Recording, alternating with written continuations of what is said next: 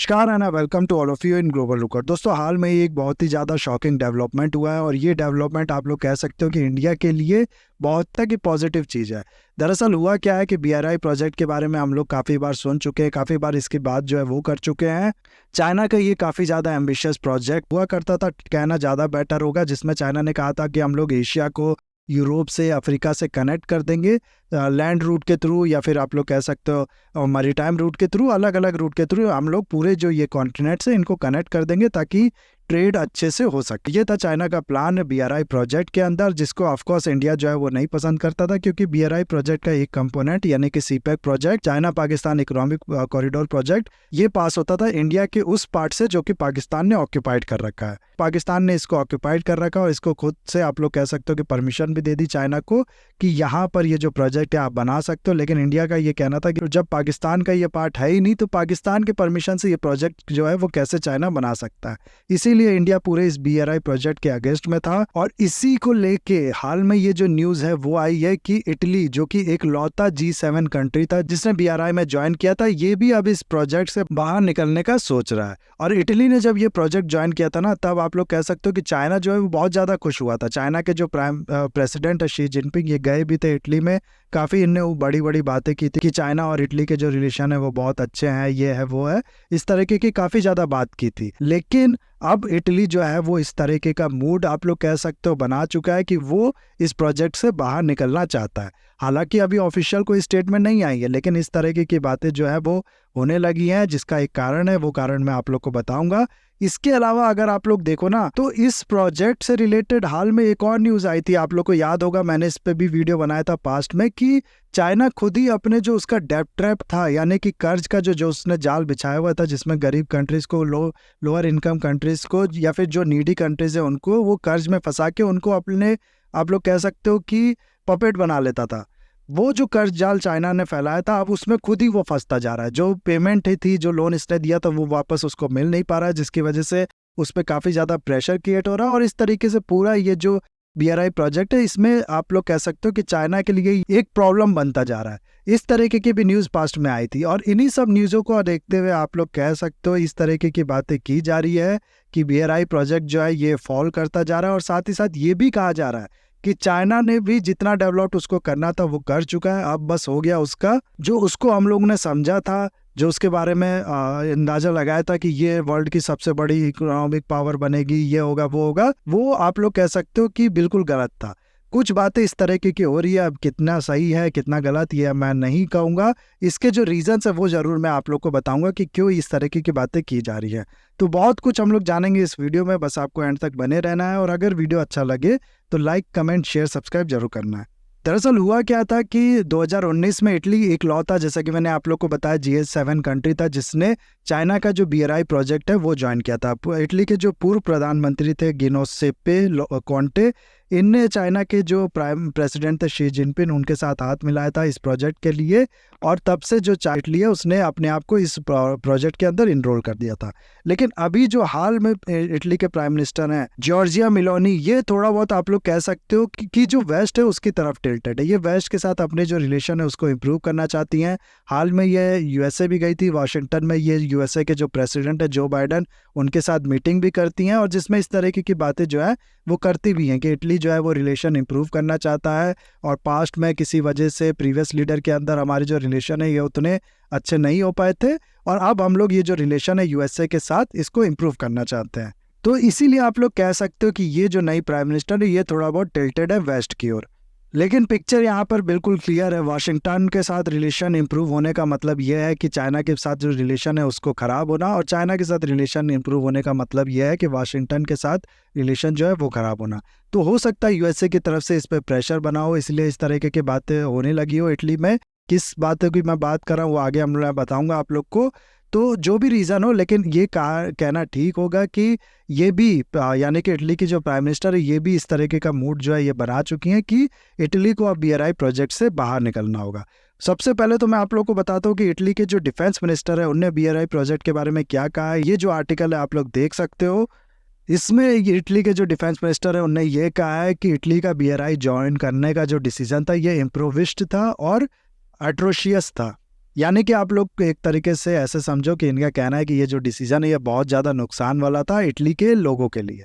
इनका कहना है कि इटली के इस डिसीजन के बाद से चाइना के जो आप लोग कह सकते हो प्रोडक्ट है वो फ्लड करने लगे हैं इटली के मार्केट में, और जबकि इटली उतना ज़्यादा प्रोडक्ट जो है वो सेल नहीं कर पाया है चाइना को। यानी कि कहने का मतलब है कि जो ट्रेड डेफिसिट है चाइना के साथ वो बढ़ता जा रहा है, चाइना के प्रोडक्ट को इटली का मार्केट एक्सेस मिलने लगा है, और चाइना में ये जो मार्केट एक्सेस है वो इटली के प्रोडक्ट को नहीं मिल रहा है। तो क्या ये जो ये बातें कह रहे हैं ये सही कह रहे हैं या फिर गलत कह रहे हैं, इसके बारे में हम लोग आपस में अपनी राय देने के अलावा सीधे जो डाटाज है उस पर चले जाते हैं। यहाँ पर आप लोग देख सकते हो साफ साफ लिखा है कि मई 2023 में चाइना ने 4.23 बिलियन यूएस डॉलर का जो एक्सपोर्ट है वो किया है इटली को, और इटली ने जो एक्सपोर्ट किया है चाइना को वो है 2.43 बिलियन का। यानी कि सिर्फ एक महीने में आप लोग कह सकते हो कि 1.8 बिलियन यानी कि अराउंड 2 बिलियन से थोड़ा सा कम का जो ट्रेड डेफिसिट है वो क्रिएट हो गया इटली का चाइना के साथ।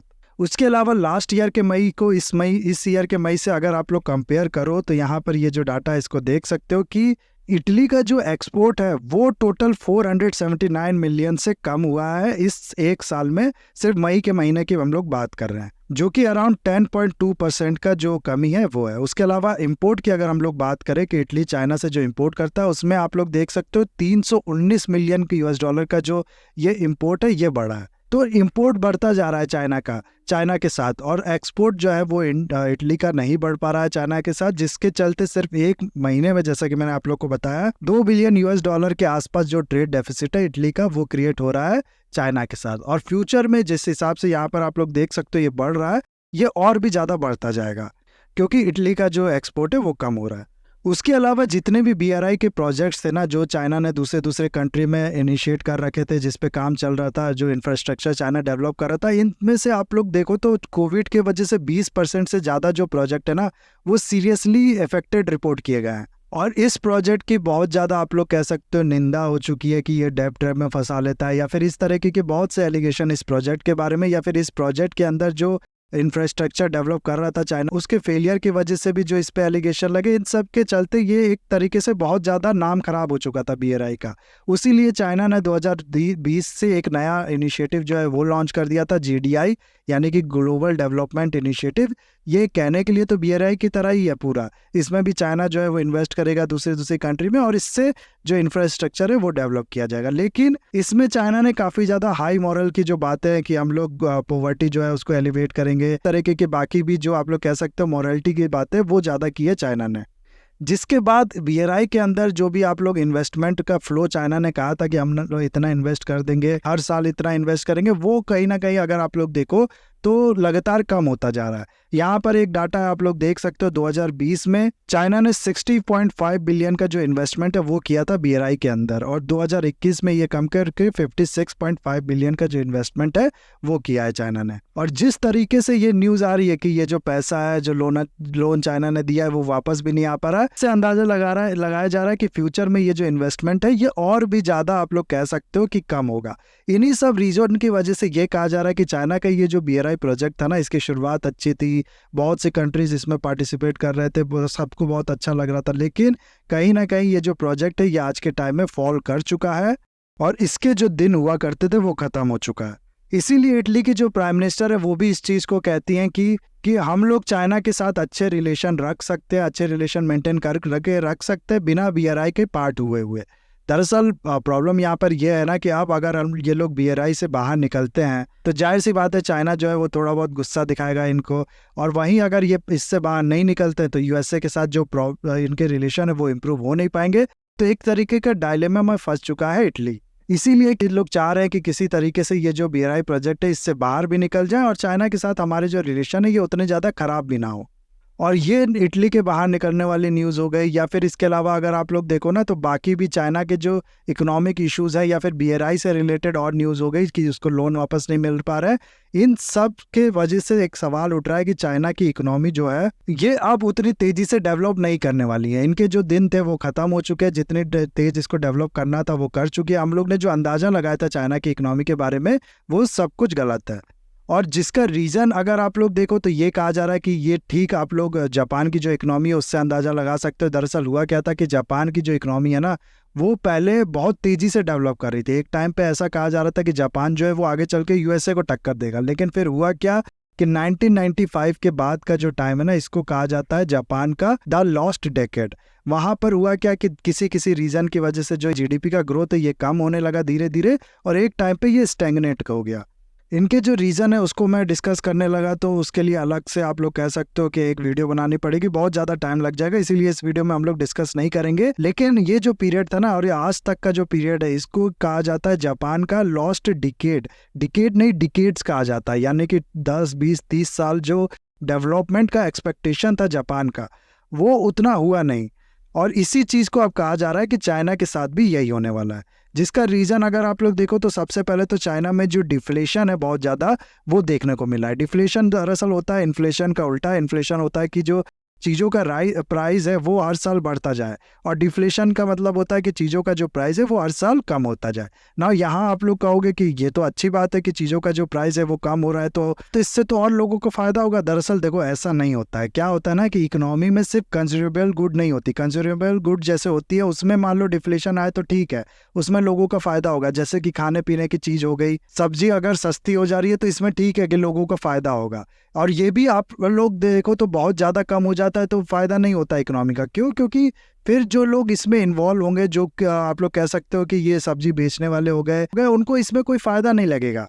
बाकी सब चीज़ों का प्राइस वही है, वो लोग वही सब्जी बेच के जो सस्ती हो गई है उतना पैसा कमा पाएंगे नहीं, तो उनका जो खर्चा है वो नहीं निकल पाएगा इस चीज़ से। और दूसरी चीज़ अगर आप लोग देखो ना तो बाकी जो नॉन कंज्यूमेबल चीज़ होती हैं उसके लिए तो डिफ्लेशन बहुत ज़्यादा आप लोग कह सकते हो कि नुकसानदायक होता है। और इकोनॉमी में आप लोग को पता होगा कि सिर्फ कंज्यूमेबल गुड ही नहीं होता, नॉन कंज्यूमेबल गुड भी होता है। एग्जाम्पल के लिए आप लोग ऐसे समझो, मान लो आप कोई लैंड खरीदना चाहते हो, लेकिन अगर कोई आप लोग को बता दे कि अगले साल इस लैंड का जो प्राइस है वो आज के टाइम का जो प्राइस है उससे कम हो जाएगा, यानी आज 100 रुपये इसका प्राइस है तो कल सिर्फ 80 रुपये हो जाएगा, तो क्या आप उस लैंड को खरीदोगे?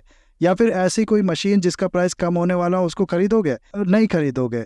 और जिसके वजह से होगा क्या कि बाकी लोग भी इस तरीके के इन्वेस्टमेंट या फिर इस तरीके की चीज़ों को नहीं खरीदेंगे जिसका प्राइस कल के टाइम में कम होने वाला है, जिसकी वजह से पूरी जो इकोनॉमिक एक्टिविटी है कंट्री में वो ख़त्म होती जाएंगी और कंट्री की जो जीडीपी है वो भी फॉल करती जाएगी। तो चाइना में भी ये जो डिप्रेशन है ये देखने को मिला है। दूसरा, जब एक्टिविटी ही नहीं होगी, जब डिमांड ही नहीं होगी, जब आप लोग कह सकते हो कि एक्सचेंज ही नहीं होगा, तो एम्प्लॉयमेंट भी इससे ख़त्म हो जाता है।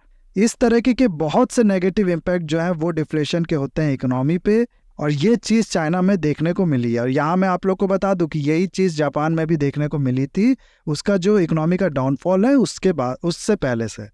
इसीलिए जापान ने, आप लोग को हो सकता पता भी हो कि बहुत ज़्यादा अल्ट्रा लूज जो मॉनेटरी पॉलिसी है वो अपनाई थी कि किसी भी तरह से लोग जो है वो लोन लेके खर्चा करें ताकि थोड़ा बहुत जो इन्फ्लेशन है वो बढ़े। आज के टाइम पे भी अगर आप लोग इन्फ्लेशन देखोगे ना जापान में तो ये उतना नहीं है। और इसी अल्ट्रा लूज मॉनेटरी पॉलिसी की वजह से जापान में जो बैंकिंग सिस्टम है, आप लोग कह सकते हो जो लोन है जापान के बैंक से ज़्यादा लोग लेना प्रेफर करते हैं। इंडिया में भी काफ़ी स्टार्टअप अगर आप लोग देखोगे तो उसमें जापान का जो पैसा है वही लगा होता है। फिर एक इशू है चाइना में जो कि मैं आप लोग को बताऊँ तो जो वहाँ के हाउस होल्ड्स है उनका अगर आप लोग डेब्ट देखो ना तो वो उनके रेवेन्यू से 1.5 टाइम्स ज़्यादा हो गया है। जब इतना ज़्यादा कर्ज हो गया लोगों पे तो जाहिर सी बात है कि उनका जो डिमांड का पोटेंशियल है वो कम हो जाएगा, वो ज़्यादा चीज़ डिमांड करेंगे नहीं, और डिमांड में भी कमी देखने को मिल रही है चाइना में। उसके अलावा डेमोग्राफिक इशू, आप लोग को पता होगा कि जापान की जो पॉपुलेशन है वो धीरे धीरे ओल्ड एज होती जा रही है, और जो यंग पीपल है उनकी संख्या जापान में कम होती जा रही है। उसकी पॉपुलेशन ऐसा कहा जा रहा है कि एजिंग होती जा रही है, और ये चीज़ चाइना में भी अब देखने को मिल रही है। चाइना की भी जो यंग पॉपुलेशन है ना वो कुछ साल में ऐसा बताया जा रहा है कि डिक्रीज करेगी, और उसका जो डेमोग्राफिक डिविडेंड था वो अब मिलना ख़त्म हो जाएगा। इंडिया के पास यहाँ पर काफ़ी टाइम तक फ़ायदा है, आप लोग कह सकते हो कि अराउंड 30 साल तक अभी इंडिया को जो इसका फ़ायदा है वो और मिलने वाला है। तो डेमोग्राफी वाला भी जो आप लोग कह सकते हो फैक्टर था वो चाइना के अगेंस्ट में हो चुका है, जिसके चलते चीप लेबर या फिर यंग वर्कफोर्स वाला जो ऑफर चाइना देता था बड़ी बड़ी इंडस्ट्रीज को, मैन्युफैक्चरिंग प्लांट्स को, वो अब ये नहीं दे पाएगा। उसके अलावा एक तरीके का आप लोग कह सकते हो जो बात है वो की जाती है कि चाइना हो गया, नॉर्थ कोरिया हो गया, रशिया हो गया, इस तरीके की जो डिक्टेटरशिप वाली कंट्री है ना, ये लोग अपने आप लोग कह सकते हो कि जो ग्रोथ का डाटा होता है ये गलत बताता है, क्योंकि इनका मीडिया वहाँ पर उतना ज़्यादा फ्री है नहीं, इसीलिए मीडिया जो ये लोग बोलते हैं वो छाप देता है। कुछ भी इस तरीके का इन्वेस्टिगेशन या इस तरीके की कोई भी रिपोर्ट जो है वो सामने नहीं आ पाती है। और इस आर्गूमेंट का जो बेसिस है वो ये बताया जाता है कि इंडिया में, जैसा आप लोग देख सकते हो यहाँ पर, ये जो इलेक्ट्रिसिटी का कवरेज है वो ओवर द टाइम बढ़ा है। इलेक्ट्रिसिटी सबसे बेसिक फैक्टर माना जाता है किसी भी कंट्री के डेवलपमेंट का। इलेक्ट्रिसिटी है मतलब इकोनॉमिक एक्टिविटी है, मतलब वहाँ की जो जीडीपी अच्छी है, इस तरीके से कहा जाता है। लेकिन ये जो कवरेज जैसा कि इंडिया में देखा गया है इंक्रीज हुआ है, उतना उस लेवल का जो कवरेज है वो चाइना में इंक्रीज नहीं हुआ है इलेक्ट्रिसिटी का। जिस हिसाब से ये अपने जीडीपी के डाटा शो करता है, उस लेवल से ये जो इंक्रीज होना चाहिए इलेक्ट्रिसिटी का कवरेज का, वो चाइना से नहीं देखने को मिलता है। इसीलिए एक इसके बेसिस पे ये भी कहा जाता है कि चाइना हो सकता है कि काफ़ी ज़्यादा ये जो डाटा वो शो करता है उसकी जीडीपी इतने % से ग्रो कर रही है, ये ग्रो कर रही है, वो गलत बताता है। तो ये था पूरा video guys. I hope video आपको अच्छा लगा होगा। इसे लाइक, कमेंट, शेयर, सब्सक्राइब जरूर कीजिएगा। That's all, have a nice day, take care.